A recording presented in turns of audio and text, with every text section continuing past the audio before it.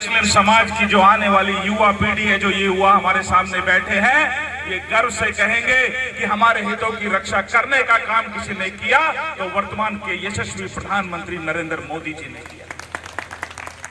कांग्रेस को डर है इस बात का कि जब ये कानून लागू होगा और इसका लाभ जो हमारे मुस्लिम समाज के गरीब वंचित लोग हैं जब उनको मिलेगा तो जो वो भ्रम फैलाना चाहते हैं वो भ्रम दूर हो जाएगा और हमारा मुस्लिम समाज ही प्रधानमंत्री की पीठ बनकर उनके पीछे खड़ा हो जाएगा। इस बात का ये डर है और वो इसलिए लोगों को गुमराह करना चाहते हैं। मोदी जी ने, अगर मैं आपको सरल भाषा में बताऊं तो आप ये समझिए कि अगर हमारी जो वक्फ बोर्ड के पास आज के दिन जो जमीन है या तो रेलवे के पास, उसके बाद रक्षा मंत्रालय के पास और उसके बाद देश में तीसरी सबसे ज्यादा जमीन अगर किसी के पास है तो वो हमारे वक्फ बोर्ड के पास है। और अगर इतनी जमीन होने के बाद उसका उपयोग अगर होना चाहिए तो किसके लिए होना चाहिए? हमारे मुस्लिम समाज के कल्याण के लिए होना चाहिए, मुस्लिम समाज के भविष्य के लिए होना चाहिए।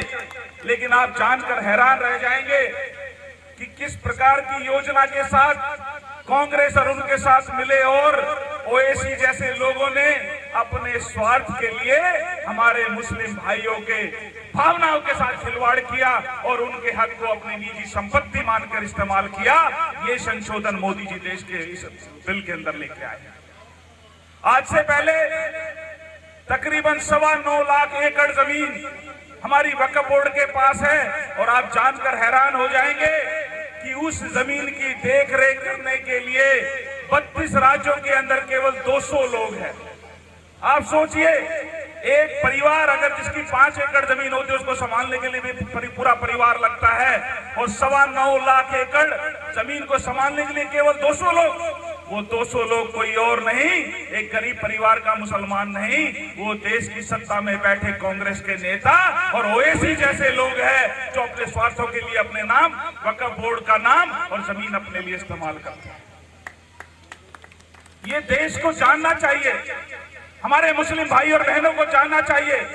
मोदी जी ये चाहते हैं कि वक्फ बोर्ड की जमीन मुसलमानों के पास है, मुसलमानों के पास रहेगी, लेकिन उसका पारदर्शिता के साथ पूरे देश और समाज के सामने उसकी देखरेख होनी चाहिए।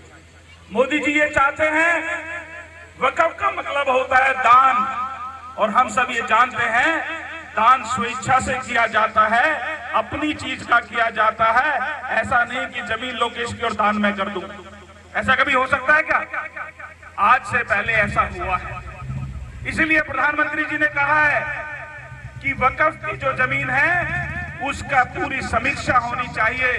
और आप एक बात बताइए, आज मोदी जी ने विधेयक में ये लेके आए कि जिस प्रकार से किसी व्यक्ति की निजी संपत्ति देश के सरकारी रिकॉर्ड में रजिस्टर होती है, उसी प्रकार से वक्फ की भी संपत्ति का रिकॉर्ड होना चाहिए।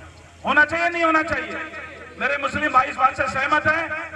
क्योंकि जिस प्रकार से हर व्यक्ति को अपनी बात, अपने हक की लड़ाई लड़ने का अधिकार है, उसी प्रकार से वक्फ बोर्ड के अंदर भी अगर कोई त्रुटियां है तो व्यक्ति जाकर मजिस्ट्रेट के सामने अपनी बात रख सकता है, जो सही होगा उसका निर्णय होगा।